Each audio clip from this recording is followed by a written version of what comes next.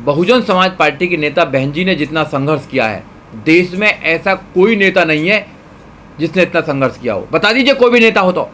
आपको कैसे लगता है कि बसपा नहीं उठाती है? बसपा का तो मैनिफेस्टो ही संविधान है, भारत का संविधान। सबसे ज्यादा अगर संविधान की बात कोई करता है तो बहुजन समाज पार्टी करती है। हम लोग जो हैं, हम लोग क्यों नहीं समझते? देखो, जनता ठीक है, मैं आपकी बात से सहमत हूँ कि जनता नहीं समझ रही है। एक दिन आएगा कि जनता समझेगी।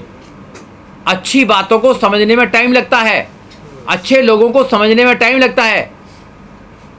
जो लोग भ्रष्टाचारी हैं, जो लोग मीडिया के माध्यम से, पैसा के माध्यम से, माफिया के माध्यम से लोगों की वोटों को छीन लेते हैं, ज़्यादा दिन तक शोषण नहीं कर पाएंगे। अब वोट छीन लिए, उसके बाद में क्या हो रहा है देखिए ना आप। लोगों को जेलों में डाला जा रहा है, रोजगार खत्म किए जा रहे हैं, एजुकेशन खत्म की जा रही है, आपका रिजर्वेशन खत्म किया जा रहा है, न्याय की कोई बात नहीं करता है, समता की कोई बात नहीं करता है, अत्याचार हो रहे हैं।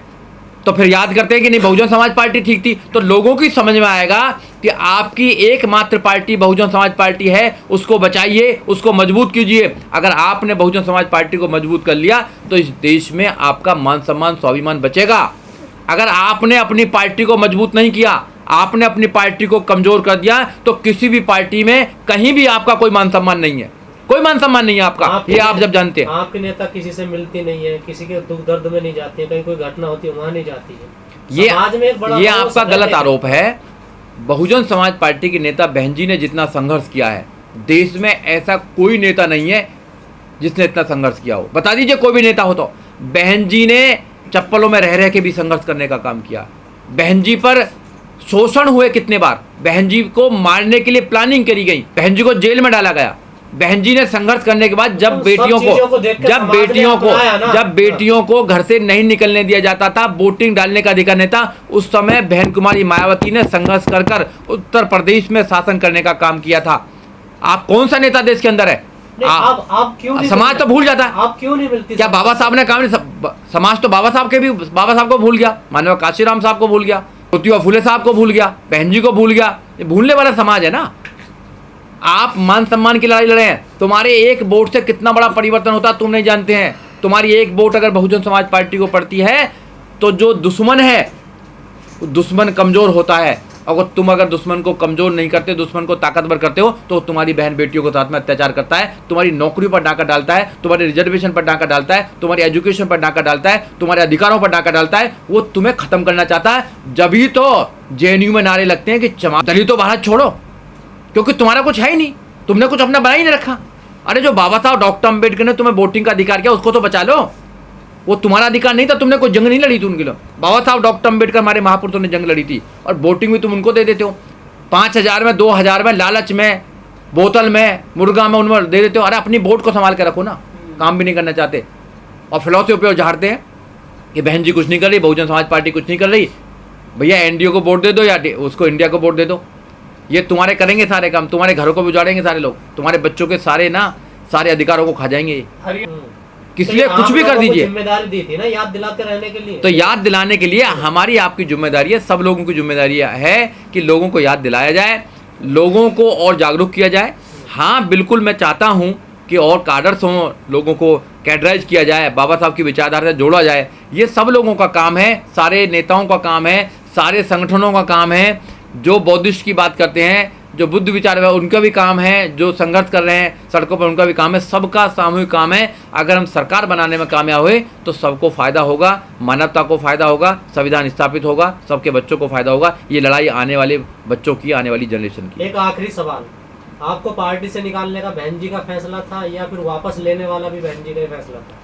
देखिए, ये तो मुझे पता नहीं कि बहन जी का फैसला मुझे निकालने का था, मगर वापस लेने का बहन जी का था। जब बहन जी को पता लगा कि मुझे पार्टी को निकाल दिया गया है, तो बहन जी ने फिर मुझे वापस लेने का काम किया कि ऐसे नौजवान साथियों को आगे बढ़ाना चाहिए। पहले भी बहन जी ने मुझे यहाँ का केंद्रीय कोऑर्डिनेटर बनाने का काम किया था, अब पार्टी में दोबारा लिया है। हम दिल लगा के काम करेंगे। हम कार्यकर्ता हैं, ज़मीनी कार्यकर्ता हैं। हमें ना कोई पद की लालसा है, ना हमें MLMP बनना है। हम अपनी विचारधारा के लिए काम कर रहे हैं। हम इस देश में बाबा साहब डॉक्टर अम्बेडकर की विचारधारा को स्थापित करना चाहते हैं। हम नौजवानों में वो जोश भरना चाहते हैं जैसा बाबा साहब डॉक्टर अम्बेडकर के अंदर था। हम बाबा साहब डॉक्टर अम्बेडकर के विचारों के पुत्र बनाना चाहते हैं। और इस देश में लाखों करोड़ों लोग अगर बाबा साहब डॉक्टर अम्बेडकर के विचारों के पुत्र बन जाएंगे तो लड़ाई आसान हो जाएगी। और हम जीत की तरफ हैं। हम जीत की तरफ हैं।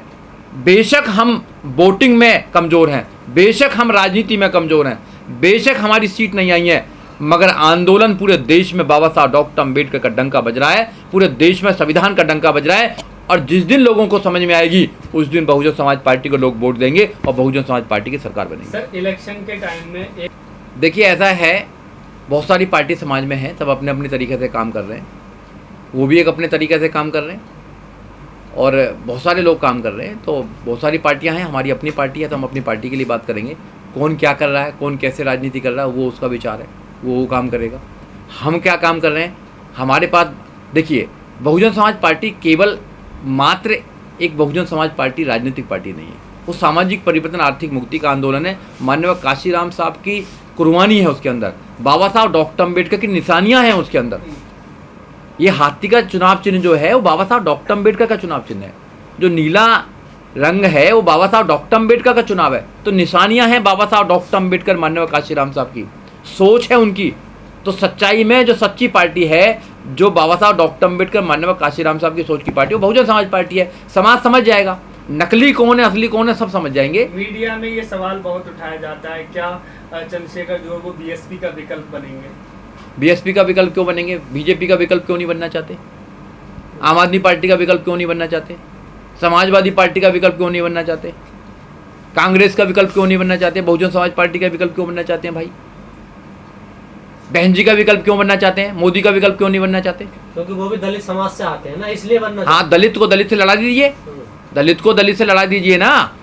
जब यहाँ पर दिल्ली के अंदर आम आदमी पार्टी आई तो कभी नहीं बोला, कभी नहीं बोला कि बनियाओं के मसीहा हैं, कभी तो नहीं बोला। राहुल गांधी को कभी नहीं बोला ब्राह्मणों के मसीहा हैं, कभी नहीं बोलते हो तो। मगर दलितों की बात हो, दलितों के मसीहा बना देते हैं, उनको ख़त्म कर देते हैं। कभी नहीं बोला कि भैया आम आदमी पार्टी अब विकल्प बनेगी बीजेपी का, कभी बोला क्या? आम आदमी पार्टी विकल्प बनेगी कभी कांग्रेस का? एक हमारे समाज में से एमपी बन जाए, तुक्का से कोई एमपी बन जाए तो विकल्प बना देते हैं उसे, बहन जी का विकल्प बना देते हैं बहुजन समाज पार्टी का। अरे बहुजन समाज पार्टी समुद्र है, बहुजन समाज पार्टी हजारों साल तो खत्म होने वाली नहीं है। जो चाह रहे हैं ना कि बहुजन समाज पार्टी खत्म हो जाएगी, उनकी पीढ़ियां खत्म हो जाएंगी, बहुजन समाज पार्टी खत्म होने वाली नहीं है। माननीय काशीराम साहब की सोच की विचारधारा की पार्टी है। माननीय साहब काशीराम ने पूरा जीवन दे दिया, उनकी आत्मा है बहुजन समाज पार्टी के अंदर। क्या लगता है सर, इंडिया अलायंस के जो नेता हैं उनको दलितों का वोट तो चाहिए, लेकिन दलितों की लीडरशिप नहीं चाहिए? क्योंकि चंद्रशेखर ने भी कोशिश की थी इंडिया अलायंस में शामिल होने की, लेकिन उनको भी नहीं लिया गया। देखिए, उनको चमचे चाहिए, जो चमचा बन जाएगा वो चला जाएगा। मेरा तो आपके चैनल के माध्यम से ये कहना है कि दलितों को केवल बहुजन समाज पार्टी को वोट देना चाहिए। अगर वो अम्बेडकरवादी हैं, धोखा देने के लिए कहीं भी चले जाएं। अगर बाबा साहब डॉक्टर अम्बेडकर को जरा सा भी अगर मानते हैं, उनकी कुर्बानी को जरा सा भी जानते हैं, तो अपने वोट बहुजन समाज पार्टी को दीजिए। क्योंकि तुम्हारे पास में वोटिंग का अधिकार नहीं था, तुम्हारे पास तो खाने का अधिकार नहीं था, रहने का अधिकार नहीं था। अगर किसी ने अधिकार दिया तो बाबा साहब डॉक्टर अम्बेडकर ने दिया है। और बाबा साहब डॉक्टर अम्बेडकर की बात को मजबूती से कोई अगर रखता है तो बहुजन समाज पार्टी रखती है, और कोई पार्टी नहीं रखती है। ये केवल आपके साथ छलावा करते हैं, केवल आपकी वोटों से लालच भी देते हैं। केवल जब संविधान उठाने की बात आती है तो संविधान को उठा देते हैं, और जब जलाने की बात आती है तो ये लोग जलाते हैं। अब से पहले कहाँ चले गए थे, ये समझना पड़ेगा हमारे समाज के लोगों को। केवल खाने पर ना जाएं, नहीं, वो तो पहले से ही हमारे वो सहयोगी रहे हैं, अलायंस बनाए हैं, और अच्छा, बिल्कुल अच्छा अलायंस किया है वहाँ पे। क्या लगता है लोगों को वहाँ किस समझना तरह चाहिए, की संभावनाएं दिखाई अच्छी संभावना है। लोगों को समझ में आना चाहिए कि एक अच्छा गठबंधन है, वोट देनी चाहिए। पहले तो फेल हो गए थे आप लोग। देखिए, फेल होना पास होना चलता रहता है। जो युद्ध में रहेगा वही तो पास लड़ेगा, जो परीक्षा देगा, जो चुनाव लड़ेगा वही हारेगा, वही जीतेगा। जो घर पे बैठा हुआ ना हारेगा ना जीतेगा। पहले ही आप अनुमान लगा लेते हैं। देखिए, हम ईमानदार लोग हैं, हम देश के संविधान को बचाना चाहते हैं, और जो देश के संविधान को ख़त्म करना चाहते हैं उनकी दाल नहीं गलती बहन जी के सामने, तो वो लोग भाग जाते हैं। यहाँ पर देसी घी है भाई, देसी मामला है सारा, और अगर उसमें तुम मिलावट करके लेके आओगे तो मिलावट नहीं चलेगी यहाँ पर। तो इसलिए अलायंस वाला जो काम है वो वही लोग करते हैं जो देश में भारत के संविधान को बचाना चाहते हैं। जो लोग केवल अपने लिए राजनीति कर रहे हैं, अपने परिवार के लिए राजनीति कर रहे हैं, केवल जो लोग अपने संसाधनों को बचाने के लिए राजनीति कर रहे हैं, तो वो लोग कहाँ रुक पाएंगे? वो नहीं रुक पाएंगे।